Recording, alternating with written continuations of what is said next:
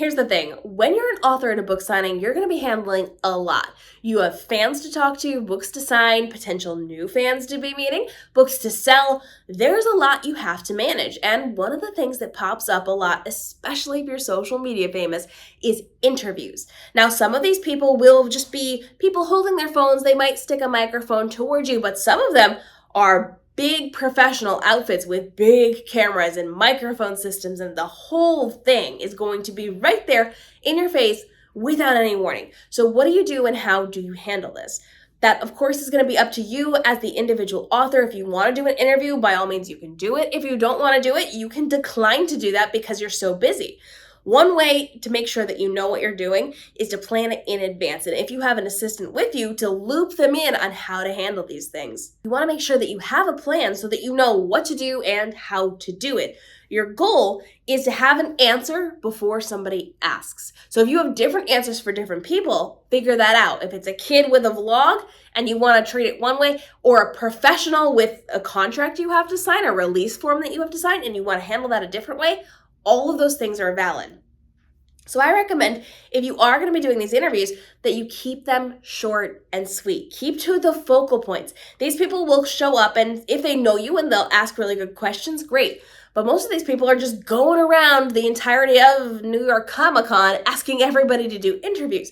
They don't know you. They don't know what you've done. So your job is to deliver your points. So you want to keep it on focus to talk about your books, about your author life, and how people can then find you, connect with you, and get your books. So make sure you have a really good pitch about your book. If somebody holds a camera in your face and says, "What's your book about?" you have to be able to, in 10, 15 seconds, tell them exactly what it is and convince them to read your novel. Your elevator pitch is incredibly important. We've talked about that in many videos and live streams here on the channel.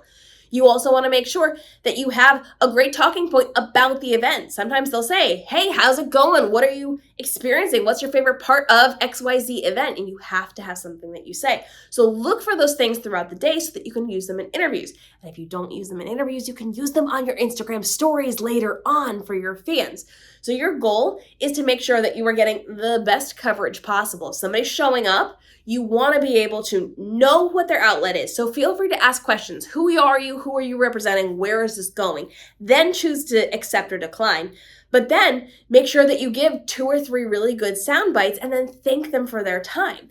If you can then go find those interviews later and then send them out to your audience, that's even better. It's going to work in your favor. So you want to make sure if somebody's interviewing you that you get their card, you get their information, you know who they are and how this is going to be used so that you can then benefit from that later on. Sure, it's great they're putting you on a platform, but if none of your audience or the right audience sees it, it doesn't help you. So have it on their platform, but then be able to repurpose it over on yours. So you want to make sure that you are spending time and effort getting those questions answered, but answered really well. So have people around you quiz you. Have them shove a phone in your face, it doesn't even have to be recorded, and ask you random questions. How can you then bring it back to your books? Sometimes you're going to get people showing up just asking weird things. You got to be able to bring it back to your author life and to your books and to introduce yourself really well. So know who you are and what you write, and have that pitch elevator or that elevator pitch for your book so that you can get really good sound bites that you can then use in other capacities as you move forward with this. Interviews are entirely up to you. You can manage this however you want. You can say yes, you can say no. If you want to say no, you can have your assistant say no for you. "I'm so sorry, she's so busy, she can't do that right now, but give us your information and we'll see about doing that later on." You can also say, "Guys, I have a really big line here. I can't do it right now. Can you come back at my lunchtime? Can you come back after the event? Can we set up a specific time to do this?"